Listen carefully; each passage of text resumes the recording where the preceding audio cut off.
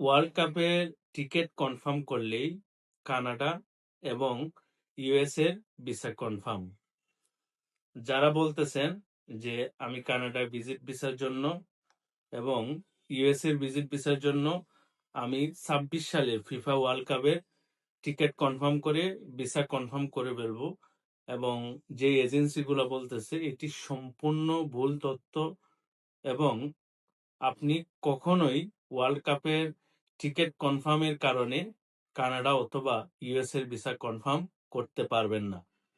Canada এবং USA দুইটি দেশের ভিসার জন্য আপনাকে ট্যুরিস্ট ভিসার জন্যই অ্যাপ্লাই করতে হবে, এবং দুইটি দেশই তাদের নিজস্ব ওয়েবসাইটে একদম পরিষ্কার করে বলে দিয়েছে যে আপনি ফিফার কোনো টিকিট কেনার কারণে আপনার ভিসাটি যে কনফার্ম হয়ে যাবে সেটি ধরার কোনো কারণ নেই। তবে অবশ্যই আপনি ট্যুরিস্ট ভিসার জন্য অ্যাপ্লাই করতে হবে, এবং দুইটি দেশের নিয়ম অনুযায়ী যে প্রসেস আছে, যে ডকুমেন্টেশনের বিষয় আছে, যে নিয়ম আছে, আপনাকে মেনে অ্যাপ্লাই করতে হবে। তো প্রথমত যদি আমি কানাডার কথা বলি, যে কানাডার ভিসা কি আপনি অ্যাপ্লাই করলে এই মুহূর্তে পাবেন কিনা, এবং এই অনেকগুলো বিষয় কিন্তু অনেকে আমাদের কাছে জানতে চান। কানাডা ভিসা এই মুহূর্তে আপনার যদি পাওয়া লাগে, প্রথমত আপনার ফাইন্যান্সিয়াল স্টেবল কিনা এইটা আপনাকে প্রমাণ করতে হবে, এবং ওরা একদম প্রত্যেকটা স্টেটমেন্ট এখন চেক করে। তার মানে আপনি কানাডার জন্য এটলিস্ট ফেক ডকুমেন্টস দিয়ে কোনো ভিসা পাবেন না।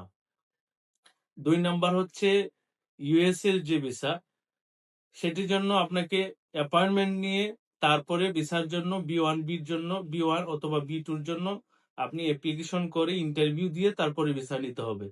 আপনার যদি প্রোফাইল ভালো না হয়, আপনি যদি যথাযথ কারণ উল্লেখ না করতে পারেন, তাহলে কিন্তু আপনি ইউএস এর ভিসাও পাবেন না। তো আপনারা যারা আমাদেরকে প্রতিনিয়ত জিজ্ঞেস করেন যে আমি ওয়ার্ল্ড কাপের টিকিট আপনাদের কাছ থেকে নিলে বা আপনারা কালেক্ট করতে পারবেন কিনা বা ভিসা কনফার্ম হবে কিনা, মূলত আজকে তাদের জন্য এই ভিডিওটি। তো আপনারা সঠিক তথ্য এবং নির্ভুলভাবে ইউএসএ, কানাডা, ইউকে এবং ফার্স্ট ওয়ার্ল্ড কান্ট্রি সহ যে কোনো দেশে ট্যুরিস্ট ভিসার অ্যাপ্লিকেশন করতে আমাদের কাছ থেকে ফ্রিতে পরামর্শ নিয়ে একদম, এবং আপনার শুধু প্রসেসিং ফি দিয়ে ভিসা অ্যাপ্লিকেশন করতে পারেন। এবং SK visa express and travels এর মাধ্যমে যদি আপনি ভিসা প্রসেসিং করান, আপনার টাকা এবং সময় দুইটাই অপচয় রোধ হবে।